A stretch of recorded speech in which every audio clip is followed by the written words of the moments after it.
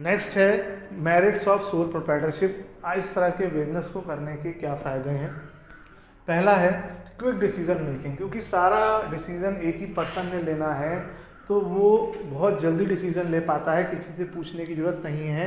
और ऐसे में अगर कोई मौका आता है फ़ायदा उठाने का मार्केट में तो उसका फ़ायदा वो उठा पाता है। बल्कि और बिजनेस में उसे बाकी लोगों से पूछना पड़ता है, क्योंकि बाकी सब में मोर देन वन ओनर है, बाकी चारों में बच रहे हैं। तो वहाँ पर टाइम टेकिंग प्रोसेस होता है डिसीजन लेना। सबसे फास्ट डिसीजन मेकिंग यहीं पर है, किसी से पूछने की ज़रूरत नहीं है। तो अच्छा, अगर मार्केट में कोई अपॉर्चुनिटी आती है तो डिसीजन आप बहुत जल्दी ले सकते हैं। कॉन्फिडेंशियलिटी ऑफ इंफॉर्मेशन मतलब सीक्रेसी रखना।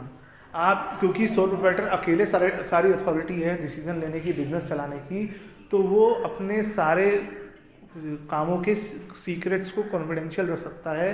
किसी और सारे बिजनेस ऑपरेशंस को किसी को बताने की ज़रूरत नहीं है। पब्लिकली किसी को अपने सीक्रेट्स बताने की ज़रूरत नहीं जरूरत पड़ती है उसे किसी भी तरीके से, ना अकाउंटिंग इन्फॉर्मेशन ना कोई चीज़। आगे आप पढ़ेंगे कई ऑर्गेनाइजेशन ऐसे हैं जिनको अपनी अकाउंटिंग इन्फॉर्मेशन पब्लिक को बतानी पड़ती है कि मैंने सेल कितनी करी, परचेज कितनी करी, all these things. Direct incentive, यहाँ पर आपकी मेहनत का आपको डायरेक्ट बेनिफिट मिलता है। आप जितना मेहनत करेंगे उतना ज़्यादा आपको प्रॉफिट मिलेगा। पार्टनरशिप में ऐसा नहीं है, मेहनत 3 पार्टनर हैं, एक ने ज़्यादा करी, प्रॉफिट तीनों में बटेगा। यहाँ पर ऐसा नहीं है, यहाँ पे सारा का जितनी ज़्यादा मेहनत करोगे जितना प्रॉफिट ज़्यादा होगा वो सारा का सारा प्रॉफिट आपका है। सेंस ऑफ एकम्प्लिशमेंट, यहाँ पर आपको एक सेटिस्फेक्शन मिलता है पर्सनल, जब आपको अच्छा काम करके अच्छा रिजल्ट मिलता है, सेल्फ सेटिस्फेक्शन मिलता है, जिससे आप और मोटिवेट होते हो अच्छा काम करने की, और आपके अंदर एक कॉन्फिडेंस बढ़ता है और अपनी एबिलिटीज़ भी आप इम्प्रूव करते हो।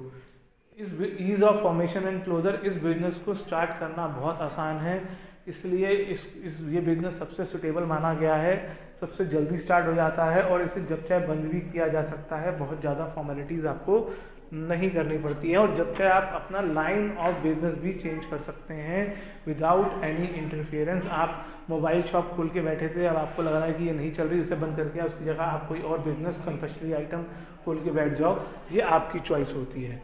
तो ये थे मेरिट्स। अब बात करते हैं डिमेरिट्स की। डिमेरिट्स क्या है सोल प्रोप्राइटरशिप के।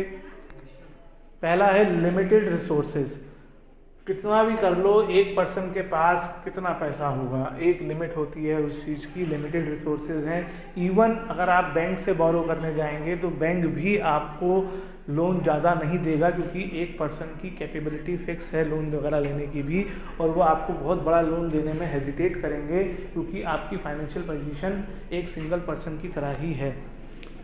Limited life of A business concern, life of A business जो है सोल प्रोप्राइटर पर डिपेंड करती है। जब तक वो हेल्दी रहेगा तब तक आप जो है बिजनेस चलता रहेगा। अगर उसको ओनर को कुछ प्रॉब्लम आ जाती है तो बिजनेस रुक जाएगा।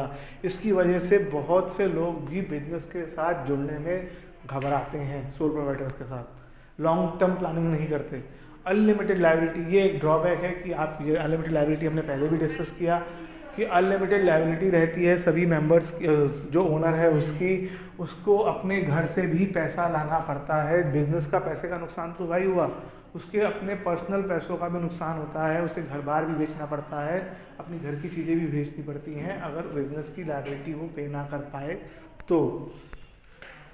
अनबैलेंस डिसीजन, क्योंकि सारे डिसीजन उससे अकेले लेने होते हैं तो जल्दबाजी में कई बार पुअर डिसीजन हो जाते हैं, क्योंकि वो किसी से भी डिसीजन मेकिंग में डिस्कस नहीं कर रहा है। तो डिसीजन मेकिंग में जब आप डिस्कस नहीं करते हैं जल्दबाजी में, तो कई बार आपने भी देखा होगा रियल लाइफ में, आप जब जल्दबाजी में डिसीजन लेते हैं तो वो गलत हो जाते हैं। तो ये पॉसिबिलिटी यहाँ पर भी है कि डिसीजंस गलत हो सकते हैं। और लास्ट है लिमिटेड मैनेजरल एबिलिटी। बिजनेस में बहुत सारे काम करने पड़ते हैं, बहुत सारी एक्टिविटीज़ करनी पड़ती हैं, जैसे आपको परचेज़ के बारे में देखना है, फाइनेंस के बारे में देखना है, मार्केटिंग के बारे में देखना है, और बहुत सारी प्लानिंग करनी होती है। तो जो बड़ी बड़ी कंपनीज़ हैं वो इनके लिए एम्प्लॉयज़ अपॉइंट कर लेती हैं, लेकिन सोल प्रोप्राइटर के पास इतना पैसा नहीं होता है कि वो इनके लिए अलग अलग एम्प्लॉयज़ अपॉइंट कर सके। तो ये सारे काम ओनर खुद ही देखता है। लेकिन क्या ये सारी एबिलिटी एक ही पर्सन के अंदर हो सकती हैं? ये बहुत मुश्किल है। हो भी सकती हैं लेकिन ऐसा रेयर होता है। तो जब सारी एबिलिटी उसके अंदर नहीं है तो कहीं ना कहीं किसी ना किसी में वो पीछे रह जाएगा। मान लो परचेज में तो बहुत अच्छा है लेकिन उसे मार्केटिंग नहीं आती है तो वो मार्केटिंग नहीं कर पाएगा, तो ऐसे में उसका बिजनेस प्रॉस्पर नहीं कर पाएगा बाकी बड़ी बड़ी ऑर्गेनाइजेशन की तरह। जैसे आप देखेंगे बिग बाज़ार में एम्प्लॉयज़ अपॉइंटेड हैं, ऐसे वो इतने सारे एम्प्लॉयज़ अपॉइंट सोल प्रोवाइडर नहीं कर सकता हर एक के लिए अलग अलग। कि भाई कुछ लोग सामान लगाने में लग जाएं, जैसे बिग बाज़ार में आप देखेंगे वो तो बहुत बड़ी कंपनी है इसलिए उसमें इतने सारे एम्प्लॉयज़ हैं, उनके पास पैसा है। लेकिन सोल प्रोवाइडर के पास इतना पैसा नहीं होता कि वो हर फील्ड के लिए अलग अलग पर्सन अपॉइंट कर सके, और वो सारे काम लगभग खुद ही करता है। एक दो एम्प्लॉयज़ होते हैं उसके पास, तो जिन सारे डिसीजन उसे खुद ही लेने होते हैं, परचेज के, मार्केटिंग के, सेल्स के, हर चीज़ के।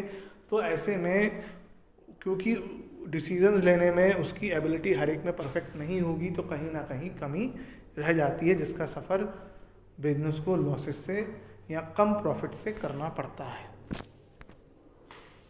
एक बार हम डिस्कस शॉर्ट में कर लेते हैं मेरिट्स डिमेरिट्स। मेरिट्स क्या क्या थे?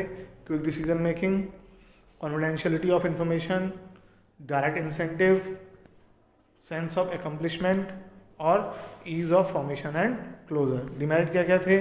Limited resources, limited life of business, unlimited liability, unbalance decision और लिमिटेड मैनेजरल एबिलिटी।